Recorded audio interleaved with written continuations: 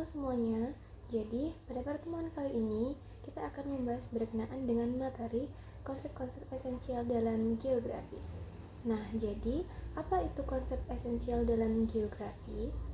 Jadi, konsep esensial dalam geografi merupakan suatu konsep dasar yang digunakan untuk memahami berbagai macam fenomena yang ada di dalam permukaan bumi. Nah, jadi konsep esensial dalam geografi ini dibagi menjadi 10 macam.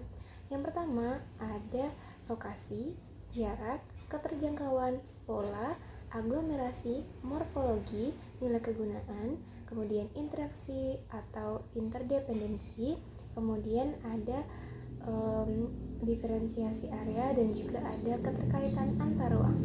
Nah, jadi kita akan bahas yang pertama yaitu tentang lokasi. Nah, jadi lokasi itu merupakan suatu letak atau posisi suatu tempat di permukaan bumi yang bisa dilihat secara absolut ataupun relatif. Nah, jadi yang pertama secara absolut. Jadi lokasi yang dilihat secara absolut itu berdasarkan garis lintang dan garis bujur ataupun garis astronomi. Seperti contohnya Indonesia itu terletak di antara 9 derajat lintang utara sampai 11 derajat lintang selatan dan 95 derajat bujur timur sampai 141 bujur timur. Nah, yang kedua adalah lokasi relatif. Jadi lokasi relatif itu adalah lokasi yang dilihat antara lokasi yang satu dengan yang lainnya atau daerah yang satu dengan yang lainnya. Contohnya yaitu Indonesia itu terletak di antara dua samudra dan dua benua, yaitu benua Asia dan Australia, dan di antara dua samudra yaitu Samudra Hindia dan juga Samudra Pasifik. Nah, jadi yang kedua itu adalah jarak. Jadi jarak itu apa? Jadi jarak itu merupakan suatu ruang yang harus ditempuh dari satu tempat ke tempat yang lain. Nah, jadi jarak ini dibagi menjadi dua macam. Yang pertama ada jarak mutlak atau absolut, dan yang kedua ada jarak relatif. Nah, yang pertama adalah jarak mutlak atau absolut. Jadi jarak mutlak atau absolut ini merupakan sebuah jarak yang dilihat dari satuan kilometernya. Sedangkan jarak relatif itu dilihat berdasarkan satuan sekon atau lama berapa jamnya. Nah, kemudian contoh dari jarak mutlak atau absolut ini adalah misalnya jarak antara kota Jambi menuju ke kota Padang itu merupakan berjarak sekitar 530 km dalam satuan kilometer ya. Nah, kemudian yang kedua adalah contoh dari jarak relatif ya. Jadi waktu untuk menempuh dari kota Jambi ke kota Padang itu sekitar 10 jam dalam satuan sekon ya untuk jarak relatif. Nah, jadi di dalam konsep esensial pada jarak ini itu kita bisa menghitung sebuah jarak ya berkenaan dengan skala peta. Jadi skala peta itu merupakan cara membandingkan jarak ya di peta pada gambar dengan jarak pada peta sebenarnya di permukaan bumi. Nah, rumus untuk menghitung skala peta itu merupakan skala peta sama dengan jarak pada peta dibagi dengan jarak sebenarnya. Nah, jadi itu merupakan cara untuk menghitung skala peta. Nah, jadi di dalam skala peta ini dibagi menjadi beberapa. Yang pertama itu ada skala besar dan skala kecil. Nah, jadi skala besar itu perbandingannya biasanya 1:10.000, di mana skala besar ini biasanya untuk menghitung peta suatu kota ataupun beberapa wilayah. Nah, yang kedua adalah peta skala kecil. Jadi peta skala kecil ini biasanya perbandingannya adalah 1:1.000.000, dan biasanya peta skala kecil itu digunakan untuk menghitung peta dunia. Nah, yang ketiga itu adalah keterjangkauan atau aksesibilitas. Jadi, keterjangkauan atau aksesibilitas ini merupakan suatu kemudahan ya yang dapat kita lakukan untuk menjangkau suatu tempat ataupun lokasi di permukaan bumi.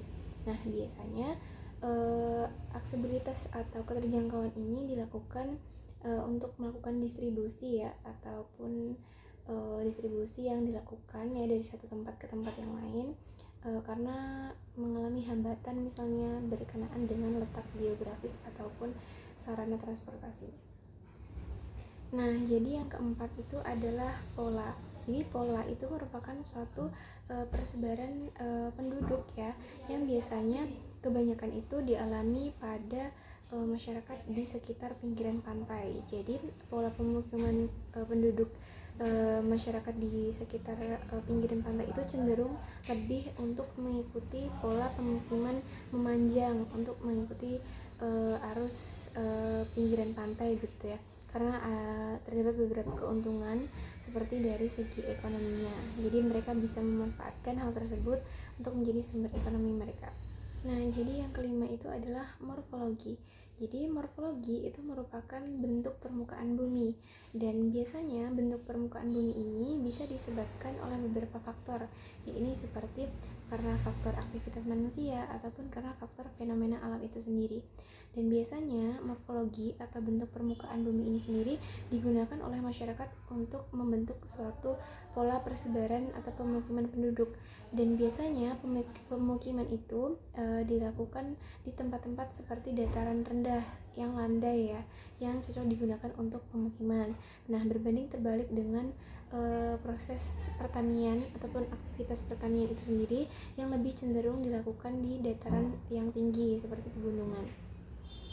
Nah, jadi yang keenam adalah aglomerasi. Jadi aglomerasi itu disebut dengan pengelompokan objek.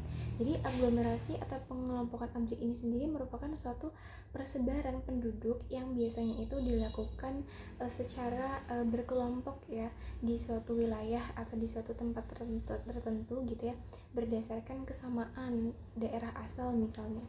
Dan tentunya mereka melakukan hal tersebut karena memang untuk saling berhubungan ya, dan saling keterkaitan satu sama lain agar bisa saling menguntungkan. Jadi aglomerasi ini contohnya seperti beberapa orang ya yang tinggal di daerah kota ya, mereka membentuk suatu persebaran penduduk berkelompok ya, karena adanya kesamaan tadi, baik itu kesamaan dari suku, agama, ras ataupun dari daerah asal. Nah, contohnya seperti di Jakarta itu ada namanya kampung Betawi, kampung Madura dan sebagainya, yang merupakan salah satu implementasi dari aglomerasi ini sendiri ya, atau pengelompokan penduduk berdasarkan kesamaan ya, baik itu dari asal daerah, ras dan lain sebagainya. Nah, jadi yang ketujuh itu adalah nilai kegunaan. Jadi nilai kegunaan itu berkaitan dengan bagaimana sih masyarakat itu bisa memanfaatkan wilayah tempat tinggal mereka itu sebagai sumber penghasilan atau sebagai sumber tambahan penghasilan ekonomi mereka. Jadi mereka itu bisa memanfaatkan wilayah mereka untuk dijadikan sebagai objek pariwisata misalnya ya, untuk keberlangsungan hidup mereka, dan mereka bisa mengandalkan ya wilayah atau memanfaatkan wilayah tempat tinggal mereka sebagai salah satu bentuk dari tambahan ekonomisnya mereka. Nah, yang kedelapan adalah interaksi atau interdependensi. Jadi, interaksi atau interdependensi itu merupakan suatu proses hubungan timbal balik ya, antara wilayah yang satu dengan wilayah yang lainnya. Dan tentunya suatu wilayah itu tidak bisa memenuhi kebutuhannya sendiri, tetapi mereka juga harus saling membutuhkan ya, harus saling berinteraksi untuk dapat melengkapi atau memenuhi kebutuhan mereka masing-masing. Dan penerapan interaksi atau interdependensi ini salah satu contohnya adalah penerapan interaksi antara desa dan kota. Jadi desa itu tidak bisa hidup tanpa interaksi atau hubungan antar desa dan kota ya, karena misalnya desa itu membutuhkan beberapa teknologi ya yang tidak bisa mereka ciptakan sendiri. Nah, begitu pula sebaliknya, daerah di wilayah kota itu membutuhkan desa dalam segi untuk memenuhi kebutuhan pangan seperti sayuran, beras, dan lain sebagainya. Nah, jadi keduanya itu saling berinteraksi, saling berhubungan satu sama lain sehingga saling melengkapi. Nah, yang kesembilan itu adalah diferensiasi area. Nah, jadi diferensiasi area itu merupakan suatu ciri khas ya, atau karakteristik dari suatu wilayah tertentu, karena masing-masing wilayah itu tentunya memiliki ciri khas dan karakteristik yang berbeda-beda. Nah, contohnya nih seperti masyarakat di daerah pesisir atau pantai. Nah, mereka itu cenderung berpenghasilan atau bermata pencaharian sebagai nelayan karena mereka berada di dekat pesisir atau pantai. Nah, berbanding terbalik dengan masyarakat di daerah pegunungan yang biasanya mata pencahariannya itu adalah sebagai petani ya, karena mereka berada di daerah pegunungan. Nah, jadi yang terakhir adalah keterkaitan keruangan. Jadi keterkaitan keruangan ini berkaitan dengan interaksi atau timbal balik ya antara satu wilayah dengan wilayah yang lainnya. Dan proses hubungan timbal balik ini biasanya menyebabkan beberapa fenomena, baik itu fenomena fisik ataupun sosial gitu ya, baik fenomena alam ataupun sosial itu sendiri. Dan contohnya itu seperti fenomena terjadinya banjir yang biasanya terjadi di daerah hilir, karena daerah hulu itu kebanyakan resapan airnya kurang ya, seperti adanya pembangunan ya yang berasal dari daerah hulu dan kemudian menyebabkan terjadinya banjir di daerah hilir, dan biasanya itu disebabkan karena faktor aktivitas manusia itu sendiri. Nah, jadi kesimpulan yang dapat kita ambil dari pembelajaran kali ini adalah bahwa 10 konsep esensial dalam geografi itu saling berkaitan atau berhubungan antara yang satu dengan yang lainnya. Dan tentunya dengan memahami 10 konsep esensial dalam geografi tersebut, kita dapat memahami dan mengetahui serta menganalisis bahwasanya lingkungan, kemudian masyarakat, interaksi sosial, dan juga fenomena alam ataupun fisik ataupun sosial itu saling berhubungan ya, berkaitan. Jadi kita bisa memastikan bahwasanya kita itu dapat terhubung ya, itu melalui beberapa konsep-konsep dalam esensial geografi tersebut. Sekian dari saya, terima kasih.